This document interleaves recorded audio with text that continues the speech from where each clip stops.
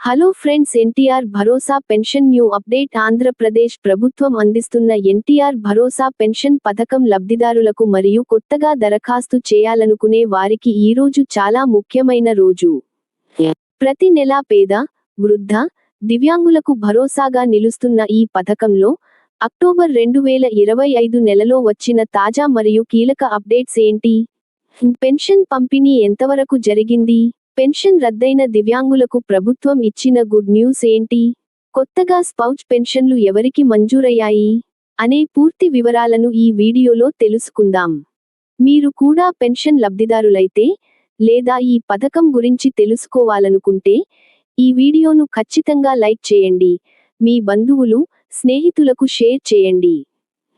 ఇలాంటి ప్రభుత్వ పథకాల సమాచారాన్ని మిస్ కాకుండా ఉండాలంటే వెంటనే మా ఛానెల్ను సబ్స్క్రైబ్ చేసుకోండి మరియు పక్కనే ఉన్న బెల్ ఐకాన్ను నొక్కండి.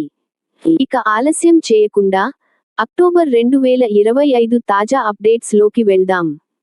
ప్రతి నెలా లాగే ఈ అక్టోబర్ నెలలో కూడా 1వ తేదీ నుంచే పెన్షన్ పంపిణీ ప్రారంభమైంది. రాష్ట్ర వ్యాప్తంగా సుమారు 63 లక్షల మందికి పైగా లబ్ధిదారులకు వాలంటీర్లు, పంపిణీదారుల ద్వారా నేరుగా ఇంటి వద్దే పెన్షన్ అందించారు. ఈ రోజు అంటే అక్టోబర్ 21, 2025 నాటికి అధికారిక సమాచారం ప్రకారం మొత్తం పెన్షన్లలో 97% కంటే ఎక్కువ పంపిణీ పూర్తయింది. అంటే 4,000 నుంచి 15,000 వరకు పెరిగిన మొత్తాలను లబ్ధిదారులు అందుకున్నారు. ఎవరైనా ఇంకా పెన్షన్ అందుకోనివారు ఉంటే వెంటనే మీ గ్రామ, వార్డు సచివాలయాన్ని సంప్రదించండి. ఇక ఈ నెలలో వచ్చిన అతిపెద్ద మరియు ముఖ్యమైన అప్డేట్ గురించి మాట్లాడుకుందాం. అదే దివ్యాంగుల పెన్షన్ల రీ-అసెస్మెంట్. గతంలో ప్రభుత్వం నిర్వహించిన పరిశీలనలో తమ పెన్షన్ రద్దు అయినవారు లేదా తమ పెన్షన్ రకం మార్చబడినవారు, ముఖ్యంగా రద్దు లేదా మార్పుపై అప్పీల్ చేసుకున్న లబ్ధిదారులు, దివ్యాంగులకు పెరిగిన 6,000 లేదా 15,000 పెన్షన్ను అర్హులైన ప్రతి ఒక్కరికి అందించాలనే లక్ష్యంతో పారదర్శకత కోసం ప్రభుత్వం ఈ వైద్య పరీక్షలను మళ్లీ నిర్వహిస్తోంది. రీ-అసెస్మెంట్ ప్రక్రియ అక్టోబర్ 8, 2025 నుంచే మొదలైంది. WEA నోటీసులు, వార్డు, వాలంటీర్ల WEA లాగిన్లలో లబ్ధిదారులకు సంబంధించిన రీ-అసెస్మెంట్ నోటీసులు అందుబాటులో ఉంచబడ్డాయి. హాజరు తప్పనిసరి. సంబంధిత అధికారులు నోటీసులను లబ్ధిదారులకు అందిస్తారు.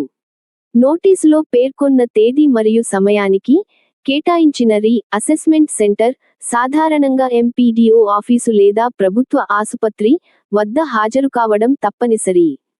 తరువాత ఏం జరుగుతుంది? రీ-అసెస్మెంట్లో అర్హత సాధించిన వారికి పెన్షన్ తిరిగి మంజూరు చేయబడుతుంది లేదా సరైన కేటగిరీకి మార్చబడుతుంది. లబ్ధిదారులు చేయవలసిన పని: వెంటనే మీ గ్రామ, వార్డు వాలంటీర్ను లేదా సచివాలయ వెల్ఫేర్ అసిస్టెంట్ను సంప్రదించి మీ పేరు మీద రీ-అసెస్మెంట్ నోటీసు వచ్చిందో లేదో తెలుసుకోండి. ఈ నెలలో వచ్చిన మరో శుభవార్త: కొత్త స్పౌజ్ పెన్షన్ల మంజూరు. స్పౌజ్ కేటగిరీ అంటే ఏంటి? గతంలో పెన్షన్ పొందుతున్న భర్త లేదా భార్య చనిపోతే తదుపరి నెల నుంచే వారి జీవిత భాగస్వామికి వితంతువు పెన్షన్గా 4,000 మంజూరు చేయబడుతుంది. అక్టోబర్ 1, 2025న ప్రభుత్వం ఈ కేటగిరీ కింద దరఖాస్తు చేసుకున్న అర్హులైన మరో 10,500 మందికి పైగా లబ్ధిదారులకు కొత్తగా పెన్షన్ మంజూరు చేసింది. వీరికి కూడా నెలకు 4,000 చొప్పున పెన్షన్ అందుతుంది. గత ప్రభుత్వ హయాంలో దరఖాస్తు చేసుకోలేని వారు లేదా ఇప్పుడే అర్హత సాధించిన వారు వెంటనే గ్రామ, వార్డు సచివాలయంలో దరఖాస్తు చేసుకోవచ్చు. చూశారుగా, ఎన్టీఆర్ భరోసా పెన్షన్ పథకం కింద అక్టోబర్ 2025లో వచ్చిన ముఖ్యమైన అప్డేట్స్ ఇవి. దివ్యాంగుల రీ-అసెస్మెంట్ ప్రక్రియలో పాల్గొని మీ పెన్షన్ను తిరిగి పొందండి. ఈ సమాచారం మీకు ఉపయోగపడిందని ఆశిస్తున్నాను. ఇలాంటి ముఖ్యమైన ప్రభుత్వ పథకాల అప్డేట్స్ కోసం మా ఛానెల్కు సబ్స్క్రైబ్ చేసుకోండి. మీ సందేహాలను, అభిప్రాయాలను కింద కామెంట్ సెక్షన్లో పంచుకోండి. ఈ వీడియోను ఇతరులకు సహాయపడటానికి షేర్ చేయడం మర్చిపోవద్దు.